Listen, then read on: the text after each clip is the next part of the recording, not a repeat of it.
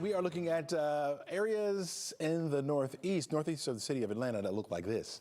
Yeah, that is ice on top of the buildings there, also along the roads, starting to melt back a little bit as you look at the roads there.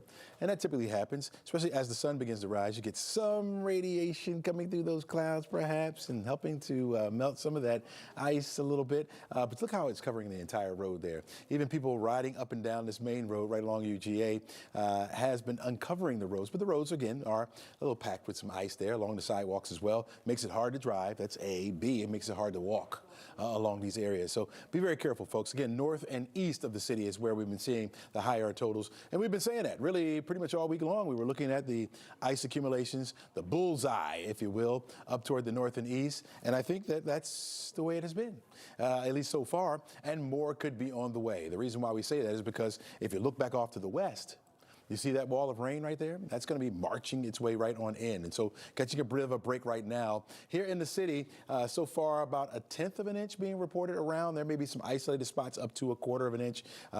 We have seen a couple of our cameras here in the city, especially over toward Georgia Tech, completely iced over, right? Our camera over at Truist Park, iced over, so you really can't see anything there. But then we have some spots in the city where we can see completely. Now over toward the west, for example, our Georgia Rome cam, it has been all rain. Up here toward Blue Ridge as well, all rain. Even the road temperatures up there are in the upper 30s, right around 37 degrees last time I checked. We'll have to get a new check on that as well. But back off to the west, you can see where we have that rain. That's going to continue to push right on in. And as it does, if this wedge holds together, we'll be watching these temperatures. Of course, that can be more freezing rain for the area, which means higher totals as far as that ice goes. Look from Clayton down toward Mossy Creek, Gainesville, even into Beaufort, and northern parts of Gwinnett County is where we still have that rain coming down. It's light right here and scattered or isolated, and not seeing many areas seeing it right now. This stretches over into Canton right along I-575, and so no doubt a little dicey there. Coming a little bit further down to the south toward the city, even a break or two in those clouds. You're not going to see much sunshine today. You're not going to see any sunshine at all, I don't think. Again, with the rain that's pushing into our area, I think that will linger in the area at least through about 4 or 5 o'clock this afternoon before that begins to subside, and then we'll be watching for some colder air to push back into the forecast area, which means more problems. And so I know a lot of you out there saying, oh, well, my power is on, I made it through this thing, I'm good, right? Maybe not, right? Once that front gets through and those winds start to pick up, then we'll have more problems. Again, a little bit of ice, right? Weighing down power lines, add in the wind with that, that's going to create some more problems. So it may become a nuisance for you. You think you're out of the woods and then all of a sudden your power goes out, or you run into problems, especially on the roads. And so you'll be saying, oh, okay, okay, right? Yeah, that front. Back over here to the west, you can see just about all of Alabama now under rain, and a couple thunderstorms up here to the north as well. Some of those have begun to break out. We could see a general thunderstorm around here. I think it's a little bit further down to the south where there could be some severe thunderstorms around, so we'll be checking that. Temperatures in the 20s in some spots like Athens at 26, Gainesville over toward Canton, and this is where we've been seeing those higher totals as far as sleet and freezing rain. Up toward Clayton as well, 29 degrees. Everywhere else, look at Blairsville, 38. Right? Warmer than the city of Atlanta.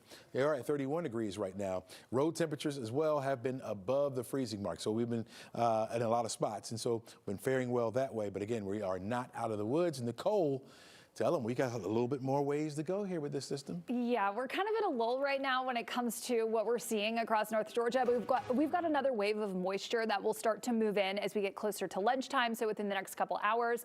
And where our temperatures are at this point will have a big impact on how the rest of the day kind of unfolds. We've got the wedge in place up towards the northeast that's pushed all this colder air across our area. We've also got a competing cold front. It's going to be sliding through as we move into the second half of the day today. That cold front is actually going to help erode the wedge and allow for some milder air to move in from the south. So temperatures will actually start to gradually warm up in the next couple hours. Some spots a little more gradual than others. You're already noticing it off towards the west and the north. Some of that warmer air will move into our southern counties. Even Metro Atlanta by lunchtime is hovering right around freezing. Now spots up towards the northeast of the city may still stay either in the upper 20s or the low 30s for for a good portion of the afternoon, which could mean additional ice accumulation, additional sleet or snow flurries there as this next wave of moisture arrives. For a lot of us, though, this is going to be a round of showers that bring potentially heavy rainfall